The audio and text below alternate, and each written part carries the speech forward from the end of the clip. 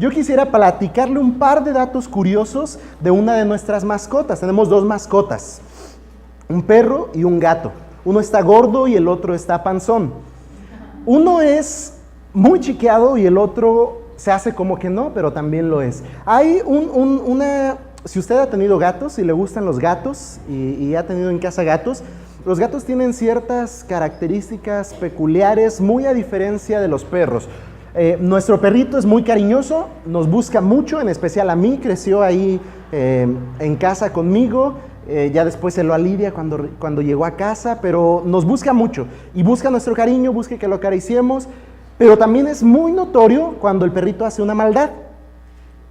Es un Cocker Spaniel y si usted conoce los Cocker, tienen una mirada así como entre tierna y de repente tristona y cuando hace algo pone su carilla así como de, casi como si nos estuviera diciendo lo siento, fui yo, lo reconozco, pero no así con el gato. El gato, recién que llegó a la casa, empezó a tomar la costumbre de salir al jardincito, sentarse, ver todo el panorama como un patrón y cuando llegábamos a la casa se metía corriendo. Y como dejábamos una parte de una ventana abierta, él se metía por la ventana y entonces se sentaba dentro de la casa como si él no hubiera estado afuera. Aunque lo vimos correr, él se metía, se sentaba dentro, tal vez a un lado de su plato, o se echaba cerca de la puerta, y como si él no hubiera estado afuera. Esa acción no ha sido la única que ha empezado a hacer.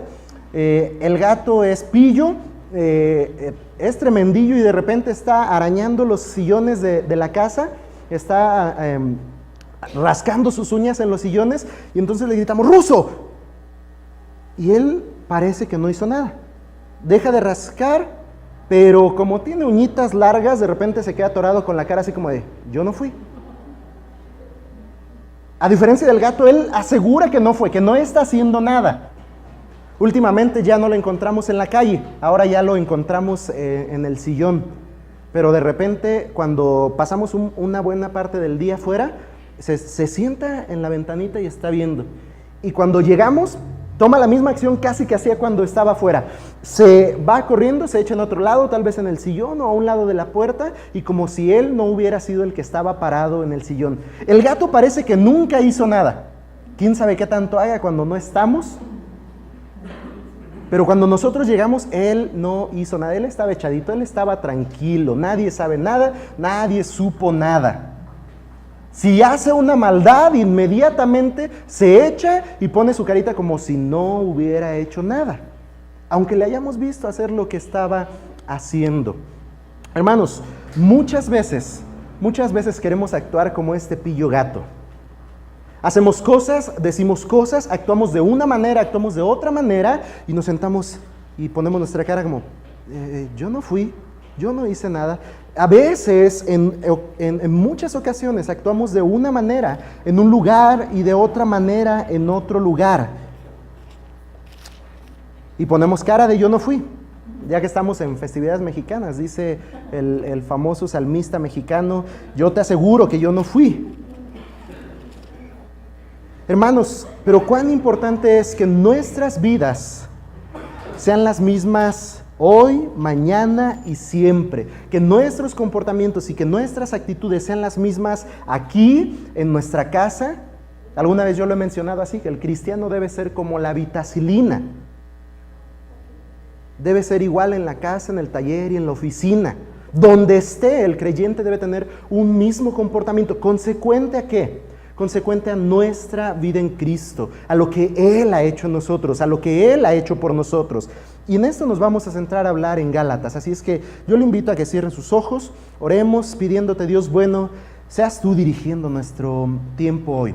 Que al acercarnos a tu palabra, sea tu sabiduría hablando a nuestros corazones, sea tu espíritu instruyéndonos a la palabra de verdad, de tal modo que podamos ser tanto entendidos de ella como obedientes también para tu gloria. Dios bueno, usa este tiempo para traer gloria a tu nombre. Dios, sé tú exaltado y pues usa nuestras vidas solamente como instrumento y seas tú, Dios, quien reciba todo el honor y toda la gloria. Te lo pedimos por Cristo Jesús, nuestro Señor. Amén. Romanos 2, 11 al 21. No voy a detenerme primero en dar una lectura de corrido a todos. Vamos a ir avanzando conforme nos adentremos al tema. Quisiera preguntarle, ¿Cristo vive en usted?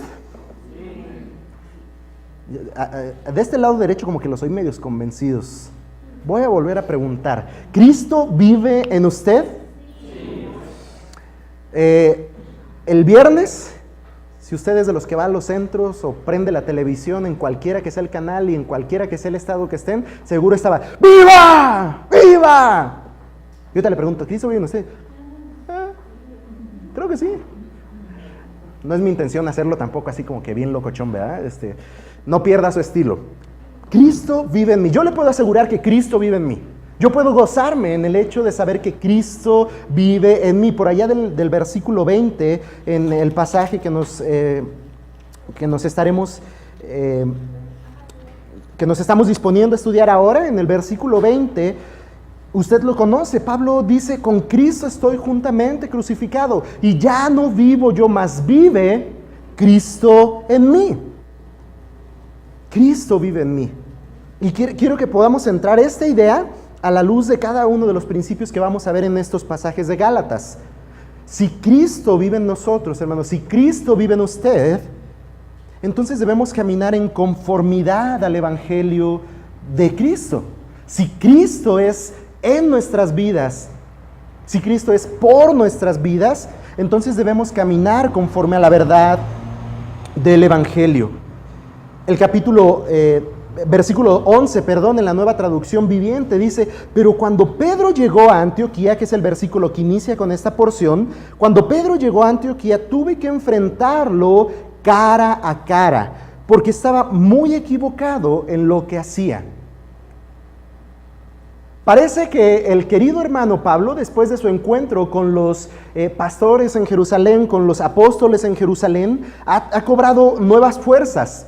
Después de haber estrechado sus manos en señal de compañerismo con los apóstoles, pareciera que ha tomado nuevas fuerzas. Le vemos en esta escena confrontando frente a frente al mismísimo apóstol Pedro. Y nosotros pudiéramos preguntar, ¿quién se cree Pablo? Está confrontando a Pedro. Está haciendo una acusación y está reprendiendo al apóstol Pedro. ¿Quién se cree Pablo?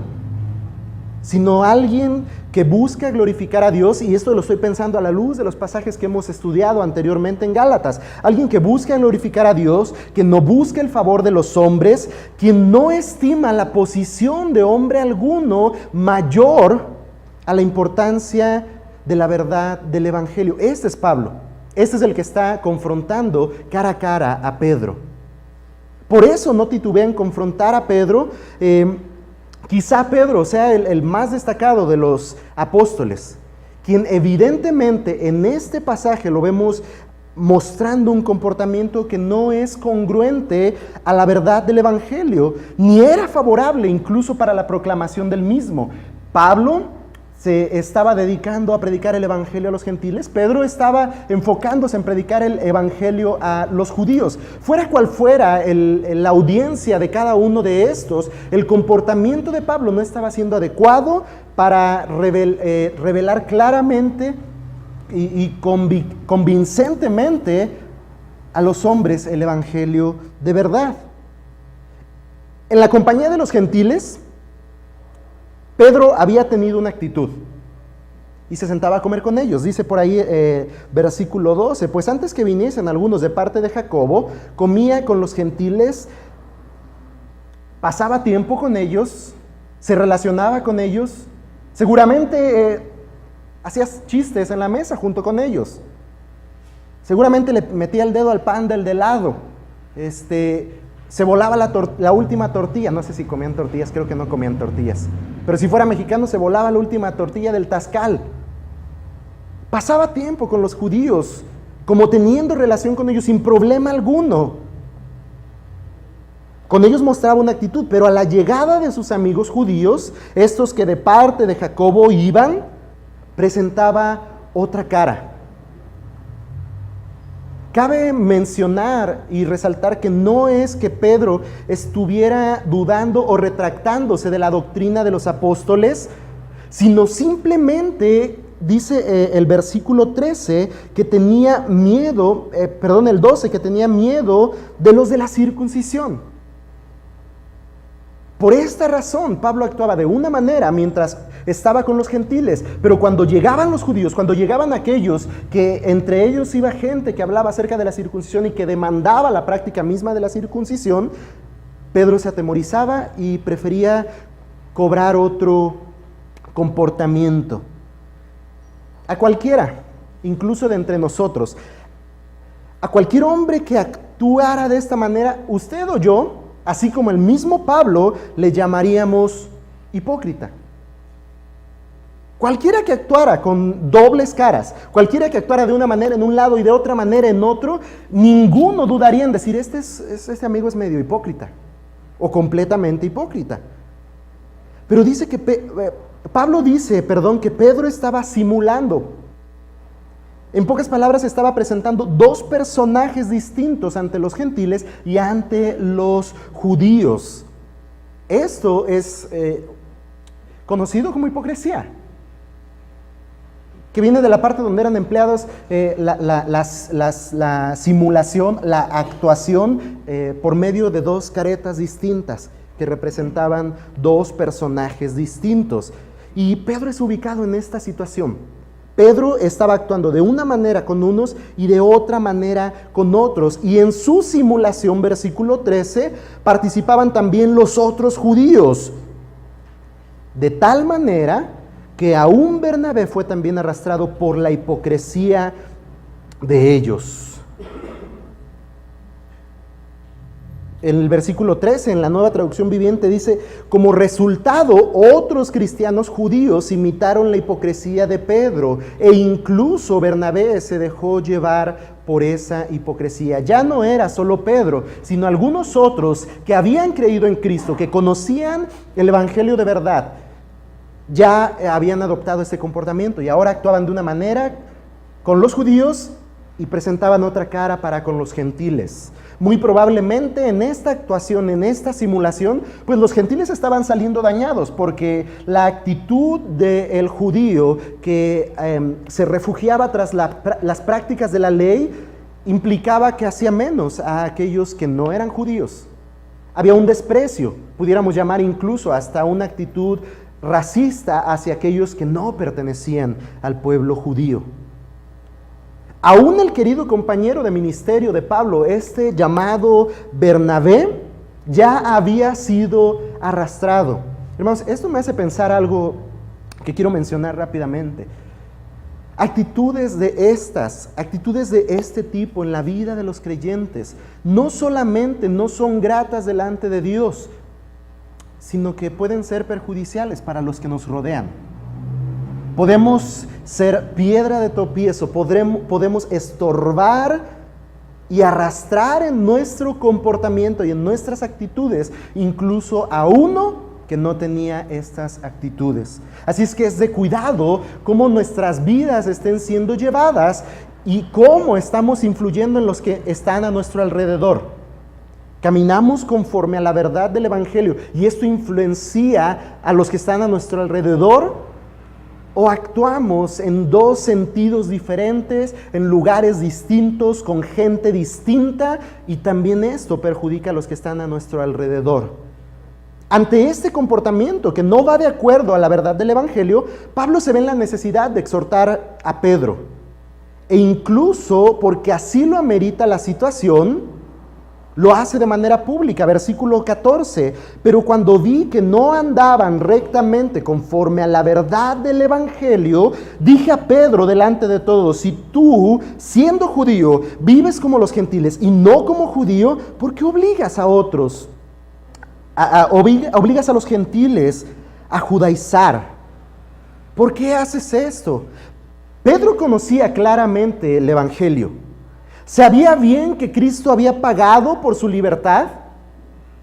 Seguro que Pedro conocía lo que declaran las Escrituras en la carta a los Romanos, porque no hay diferencia entre judío y griego, pues el mismo que es Señor de todos es rico para con todos los que le invocan. Seguro que Pedro conocía esto, porque no está expresando que él se estaba retractando de la doctrina, que él estaba enseñando otro tipo de doctrina, sino que por temor al grupo de los judíos estaba mostrando otra actitud para con los gentiles. Pero esta verdad, seguro que Pedro la conocía. Hermanos, cuán importante es que si Cristo vive en ti, como iniciamos hablando en esta predicación, si Cristo vive en ti, camines cada día conforme a la verdad del Evangelio. Que tus palabras, que tus acciones sean congruentes con la verdad que has creído y proclamas entre los hombres. Imagínate que estés exponiendo el Evangelio de verdad y que tú le digas a otros, Cristo tiene libertad para tu vida, pero que tú actúes como esclavo. Que tú prediques a otros, Cristo tiene salvación y perdón de pecados, pero que tú ni siquiera puedas librarte del temor, del dolor y de la consecuencia de tu pecado, porque sigues viviendo como si este aún fuera condenatorio a tu vida. Como creyentes y portadores del Evangelio, no podemos presentar dos caras ante los hombres.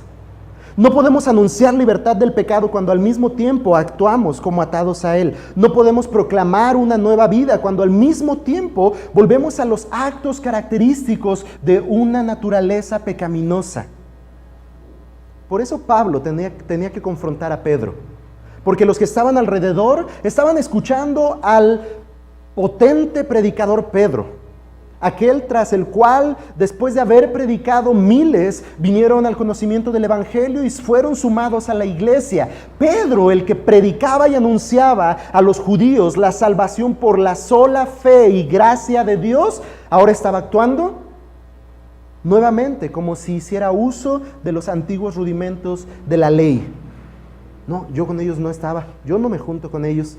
No, los he visto 2, 3 veces, nos hemos saludado, hemos cruzado palabras, pero yo no los conozco. No, aquí mis amigos son ustedes, judíos. Lavémonos las manos y comamos juntos. Hermanos, si Cristo vive en ti, si su evangelio ha obrado en ti para salvación, no permitas que tus acciones estén enviando un doble mensaje a los que te rodean. Si tus labios proclaman libertad, vive como libre. Si tu boca declara nueva vida, muéstrale a los hombres el poder evidente de Cristo en ti, haciendo nuevas todas las cosas. Si Cristo vive en ti, camina conforme a la verdad del Evangelio cada día de tu vida. Es interesante escuchar el testimonio de jóvenes. Ayer escuchamos el testimonio de otro joven. Me identifico mucho con estos jóvenes que crecieron en la iglesia y que, gracias a Dios y gloria a Él, hoy pueden confesar abiertamente: mira, yo venía a la iglesia, pero la verdad ni era nada aquí. Es más, era traído a la iglesia, y que hay un punto en su vida en el que pueden identificar: ahora Cristo es en mí y mi vida ha cobrado un nuevo sentido y todas las cosas son hechas nuevas, y hoy me considero y me proclamo creyente, salvo.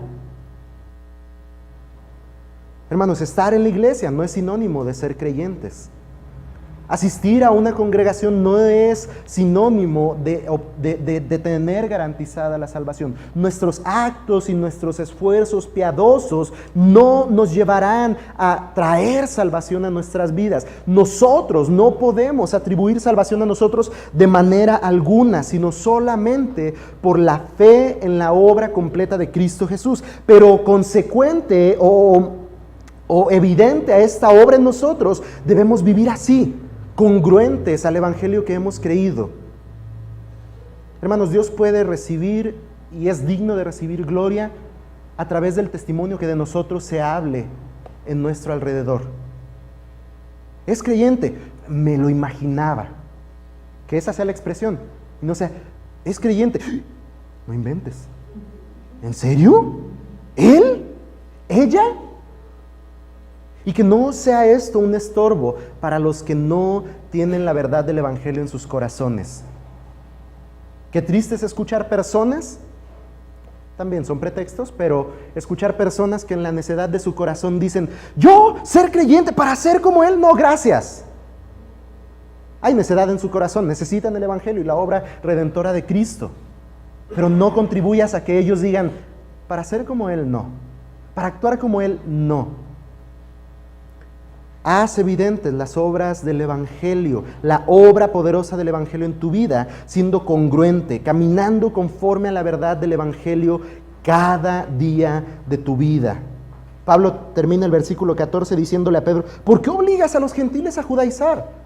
Tú mismo ya no practicas esto, tú mismo ya no estás apegado a las obras de la ley. ¿Por qué obligas a otros así a hacerlo? Y el siguiente principio que podemos pensar es que si Cristo vive en nosotros, debemos permanecer firmes en la fe. Debemos caminar congruente a la verdad y debemos permanecer firmes en la fe.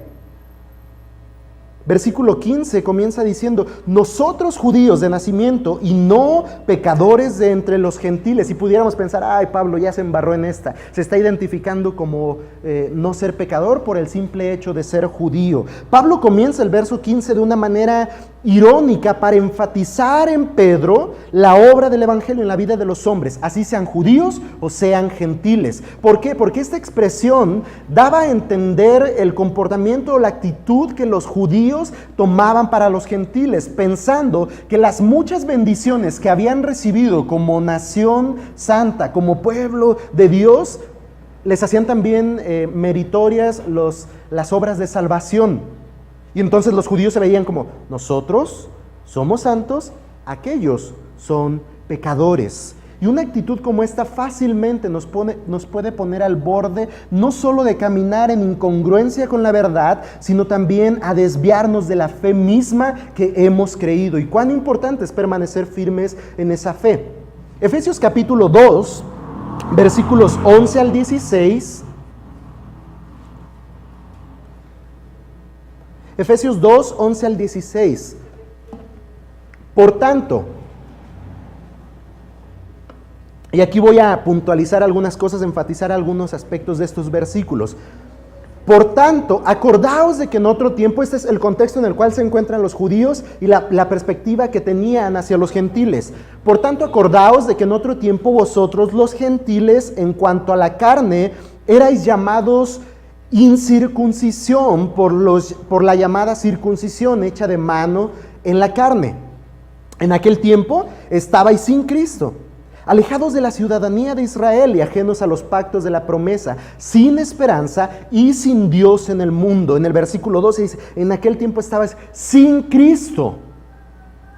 Lo cual nos lleva a pensar, el gentil estaba sin Cristo, el judío también estaba sin Cristo, todo hombre estaba sin Cristo. Versículo 13, pero ahora en Cristo Jesús, vosotros que en otro tiempo estabais lejos, habéis sido hechos cercanos por la sangre de Cristo. Estaban sin Cristo, pero ahora en Cristo Jesús, por la sangre de Cristo,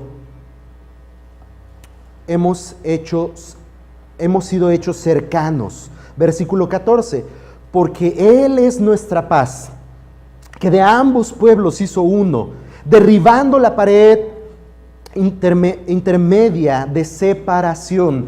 Pedro tenía que recordar en este preciso momento esta verdad.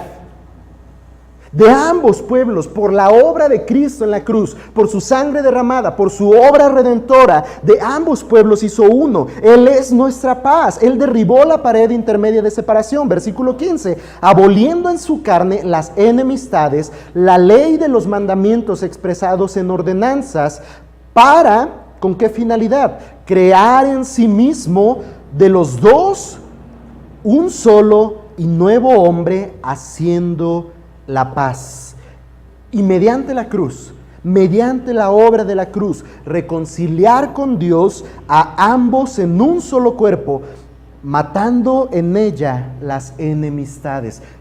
Urgía que alguien confrontara a Pedro, que alguien le exhortara y le recordara a Pedro, hey, regresa y permanece firme en la fe. Recuerda lo que por la obra de Cristo fue posible. De los dos pueblos, de ambos pueblos hizo uno. Él es nuestra paz, Él es la reconciliación. Y Dios ha reconciliado con Él ambos cuerpos, matando las enemistades. Los preceptos de los judaizantes pierden valor en la obra de gracia de Dios a través de Cristo Jesús, quien por su sangre, como dice Efesios, trajo a sí mismo los que estaban lejos Él derribó la pared que separaba a ambos pueblos para hacer uno solo.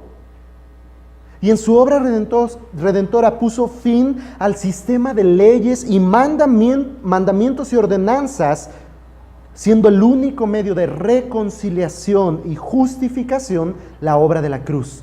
Y eso es lo que Cristo hizo. Y eso es lo que Pedro necesitaba recordar. Y eso es en lo que Pedro necesitaba permanecer firme, para que cuando, aún a pesar de estar comiendo con aquellos que para algunos aún seguían siendo considerados como impuros, injustos o pecadores, él, consecuente a la fe que creía, permaneciera y dijera: tranquilos, hermanos, hemos sido libres. Somos uno mismo, somos un cuerpo, y en Cristo hemos sido reconciliados. Ya no hay más diferencia entre nosotros, así es que no hay problema. Más bien, hermanos judíos, siéntense con nosotros, todavía hay un taco para ustedes. Pedro necesitaba recordar esto y permanecer firme en la fe.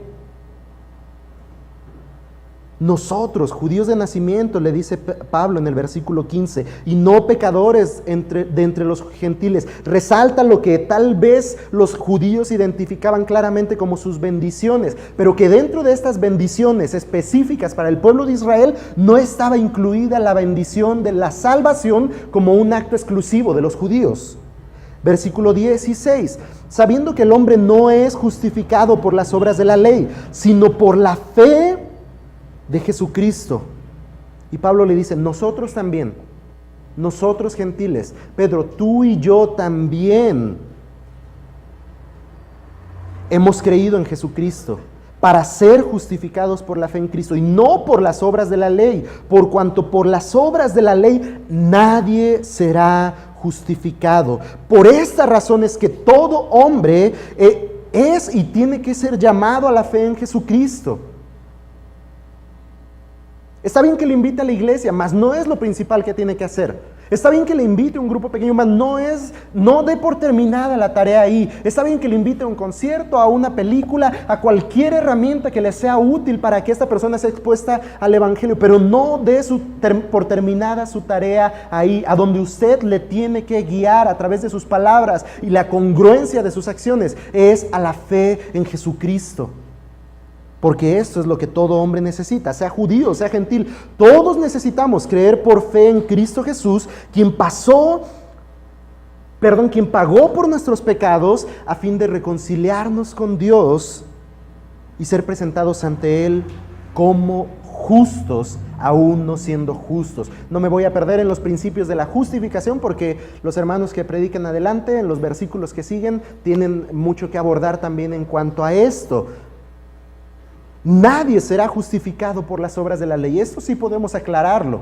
Podemos estar firmes en esto. Nadie, dice el versículo 16, nadie será justificado por las obras de la ley.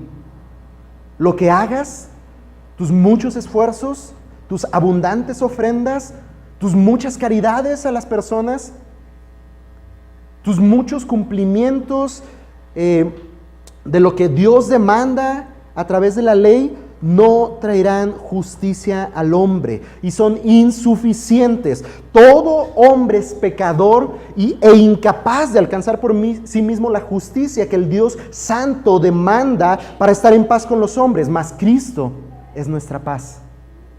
Mas Cristo es nuestra paz. Dice Isaías 53:5, Él herido fue por nuestras rebeliones, molido por nuestros pecados. El castigo de nuestra paz fue sobre Él, y por su llaga fuimos nosotros curados.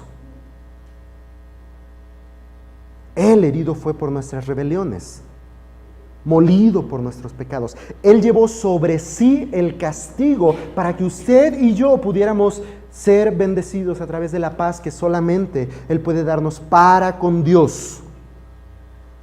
Segunda a los Corintios 5:21 dice que al que no conoció pecado, por nosotros lo hizo pecado, para que nosotros fuésemos hechos justicia de Dios en Él. Por nosotros fue hecho pecado. El que no pecó, el que no conoció pecado, el justo por los injustos, fue a la cruz para llevarnos a Dios, para reconciliarnos con Él, para hacernos delante de Dios justos, aún no siéndolo. En este aspecto del Evangelio, hermanos, la doctrina de los judaizantes encuentra un choque con la doctrina de los apóstoles. Pues creían que el judaizante creía que aquel que venía a la fe en Jesucristo abandonaba la ley y entonces era constituido como pecador. Ahora tú eres de los que dicen que solo la fe es suficiente y has abandonado todos los actos y cumplimientos de la ley, eres un pecador. Este era el concepto que tenían los judaizantes. Y aquí encontraba conflicto la doctrina de los apóstoles con la doctrina de los judaizantes. Gálatas capítulo 2, versículo 17. Y si buscando ser, voy a leerlo en la Nueva Traducción Viviente, pero supongamos, versículo 17, que intentamos ser declarados justos ante Dios por medio de la fe en Cristo. Y luego se nos declara culpables por haber abandonado la ley. Dice Pablo, vamos a pensarlo de esta manera. Hemos venido a la fe en Jesucristo y por consecuencia hemos abandonado el cumplimiento de las exigencias de la ley. ¿Acaso esto quiere decir que Cristo nos ha llevado al pecado? Esta era la idea de los judaizantes, que los que se habían alejado de la ley estaban en pecado. Y Pablo dice, por supuesto que no. Más bien, soy un pecador, sigo leyendo en el 18, estoy leyendo la Nueva Traducción Viviente, más bien soy un pecador si vuelvo a construir el viejo sistema de la ley que ya eché abajo. Pablo le estaba diciendo a Pedro, cuidado Pedro, más bien nos estamos presentando como pecadores si después de haber experimentado la libertad en Cristo por su sola gracia y la fe que hemos ejercido en Él, regresamos a los viejos rudimentos de la ley. No hay razón en regresar a un sistema que de ninguna manera trae salvación. Hermanos, si en algún tiempo usted y yo nos encontramos esforzándonos y siendo, no estoy diciendo que tal vez en el lugar donde se encontraba usted no tenía como una intención genuina de encontrar a Dios y de hacer algo por Dios, pero eran esfuerzos insuficientes, porque dice la Escritura que no hay persona buena, no hay quien haga lo bueno, no hay quien busque a Dios, no hay ni siquiera uno. La condición de muerte del hombre no le dota de la capacidad de por sí mismo buscar a Dios, encontrarle y ser satisfecho en Él. Porque en esto consiste el amor, dice la Escritura, no en que nosotros hayamos amado a Dios, sino que Él nos amó primero. Él nos buscó, Él nos encontró, Él nos trajo para sí. Y no hay razón de regresar a un sistema donde no hay salvación, donde no hay justicia para el hombre, donde el hombre no le puede ser atribuida justicia, sino contrario a esto, hace evidente nuestro pecado y trae condena por la incapacidad de su cumplimiento. No hay razón en regresar a un sistema como estos, donde simplemente a través de la ley lo que podemos darnos cuenta es soy pecador, porque soy infractor de la ley. Donde podemos darnos cuenta y como soy pecador y como soy infractor de la ley, no puedo cumplir la ley misma. Ni una parte, mucho menos completa. Estoy incapacitado en su cumplimiento. Dice el versículo 18, porque si las cosas que destruí las mismas vuelvo a edificar, transgresor me hago. Porque yo por la ley soy muerto para la ley, a fin de vivir para Dios. Dice el hermano Matthew Henry que la ley exigía la muerte del pecador. Y en la cruz Cristo murió como pecador, bajo la maldición de la ley. De modo que todo el que cree en Cristo es partícipe con Él en su muerte y en su nueva vida, una vida eterna para Dios. Y eso es lo que Pablo está recordando. Este aspecto de la fe es lo que Pablo está recordando a Pedro. Pedro, yo por la ley soy muerto a la ley, dice él. Por la obra de Cristo he sido muerto al pecado, porque Cristo murió bajo la maldición de la ley, de modo que todo el que cree en Él es partícipe con Él de su muerte y de su nueva vida, de su resurrección, de su vida eterna y una vida para Dios. Pablo recuerda este aspecto de la fe. Hermanos, no podemos hacernos un lado de este aspecto de la fe.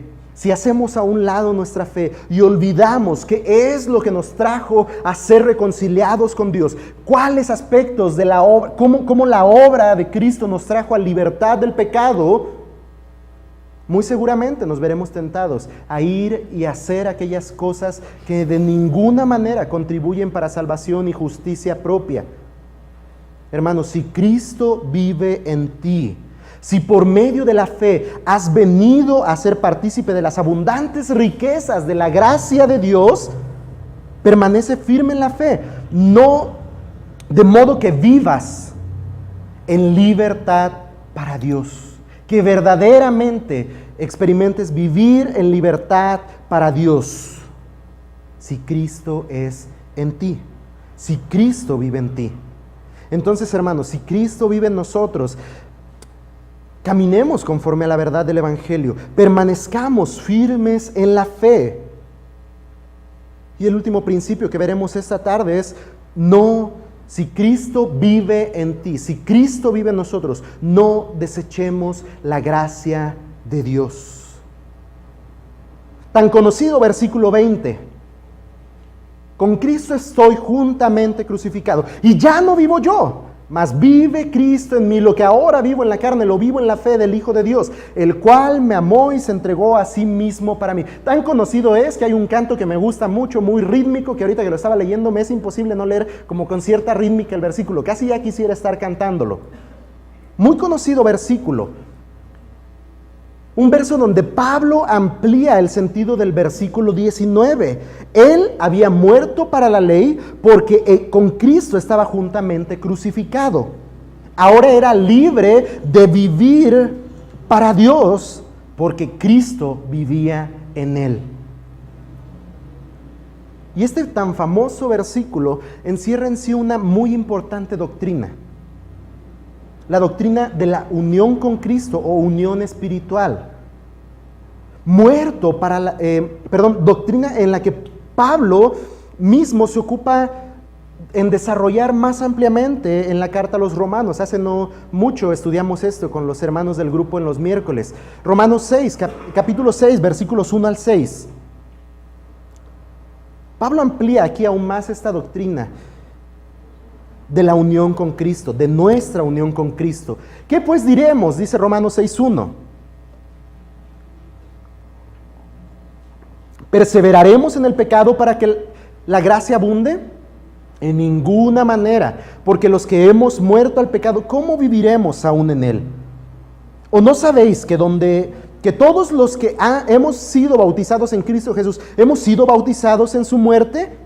Porque somos sepultados juntamente con él para muerte por el bautismo, a fin de que como Cristo resucitó de los muertos por la gloria del Padre, así también nosotros andemos en nueva vida. Porque si fuimos plantados juntamente con él en la semejanza de su muerte, así también lo seremos en la de su resurrección. Sabiendo esto, que nuestro viejo hombre, nuestra vieja naturaleza fue crucificada juntamente con él, para que el cuerpo de pecado sea destruido, a fin de que no sirvamos más al pecado. Romanos 6 no es una enseñanza como tal de la práctica del bautismo en agua. Aunque el bautismo en agua toma todo sentido a la luz doctrinal expuesta en estos pasajes. Es decir, cuando usted fue a una alberca, a un charco, a donde le hayan metido al agua, no es que Romanos 6 está enseñando esto como la práctica misma del agua, sino está haciendo hincapié en la doctrina con la cual usted y yo nos identificamos con Cristo a través de su muerte y su resurrección. Y esta doctrina da sentido a la práctica que en el agua realizamos, donde públicamente declaramos habernos identificado con Cristo de esta manera. Aquí Pablo nos habla claramente de nuestra identificación con Cristo por medio de su Espíritu.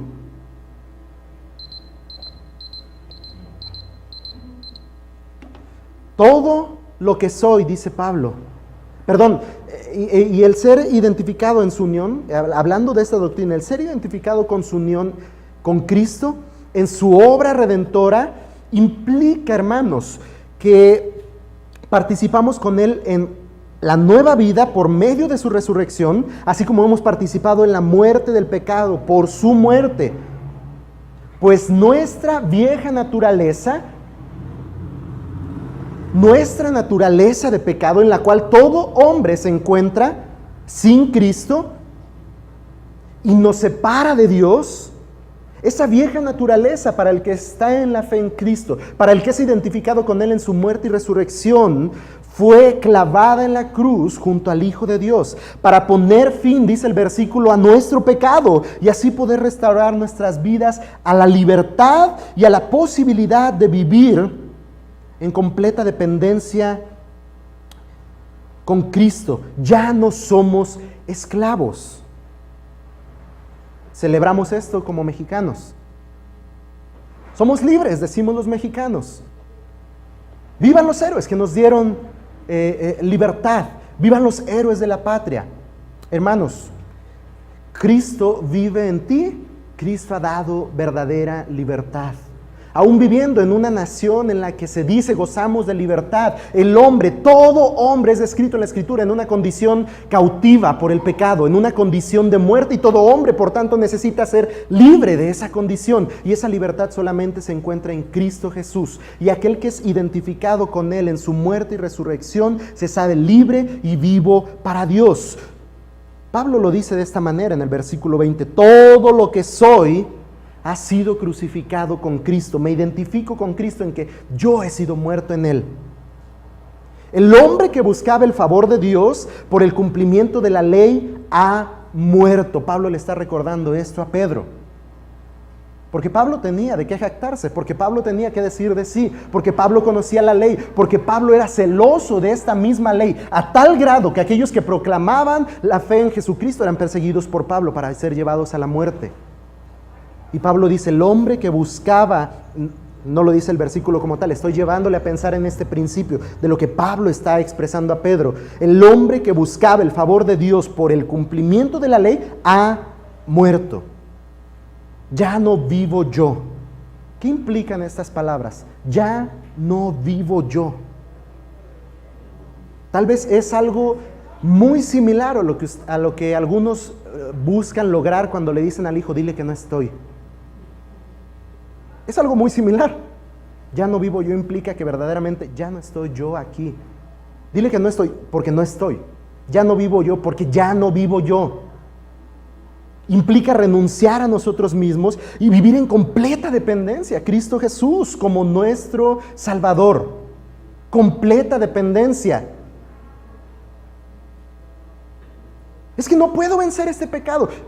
Ya no vives tú, mas vive Cristo en ti. Y vive en completa dependencia en Él. Y Él no solo te ha hecho capaz, sino ha pagado tu libertad para que ese pecado pueda ser vencido en tu vida. De hecho, ese pecado fue vencido y pagado el precio por Él en la cruz del Calvario. Vivimos por la fe del que nos amó tan profundamente, dice el final del versículo 20, el cual me amó y se entregó a sí mismo por mí. Vivimos por la fe del que nos amó tan profundamente que se entregó en sacrificio por nosotros. Hermanos, y si tan grande es su amor y tan alto el precio que pagó por nuestras vidas y por nuestra libertad, ¿cómo pues habremos de dar paso atrás? Por eso, hermanos, no desechemos la gracia de Dios que nos ha sido dada. ¿Cómo podríamos desechar esta gracia? No, yo aprecio la gracia de Dios. Gracias a Dios por su gracia en mí. Una cosa son las palabras, sí. Pero es una excelente manera en la que Pablo está cerrando esta porción de la Escritura. Hermano, estas palabras deben hacer eco en nuestros corazones cada día. Tan grande y llena de amor ha sido la obra de Cristo, la obra que Cristo ha hecho para traer vida a los hombres, Dice la Escritura que herido fue Él por nuestras rebeliones. El castigo de nuestra paz fue sobre sus hombros. Él cargó el pecado de todos nosotros. Él cargó tu pecado. Él cargó mi pecado. Él pagó el precio que tú y yo necesitábamos pagar. Él efectuó el pago por nuestra libertad y así manifestó su grande amor y su abundante gracia para con nosotros.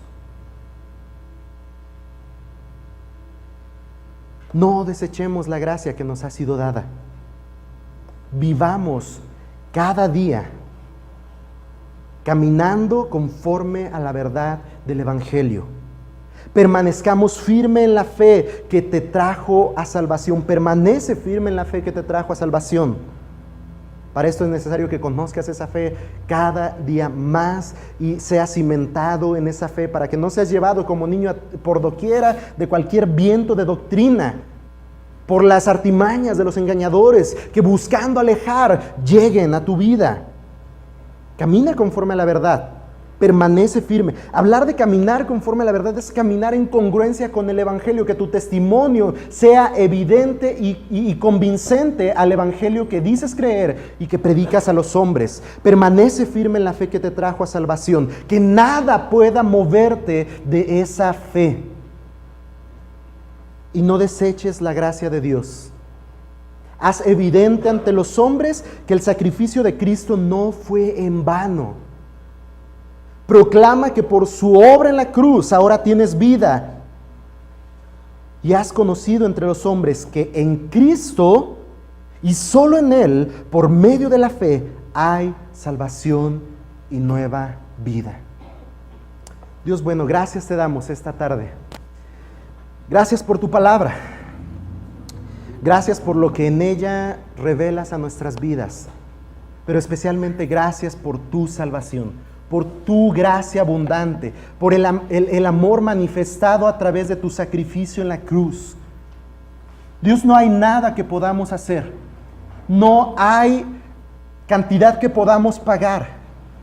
No hay obra que podamos efectuar que delante de ti nos presente como santos, justos, libres,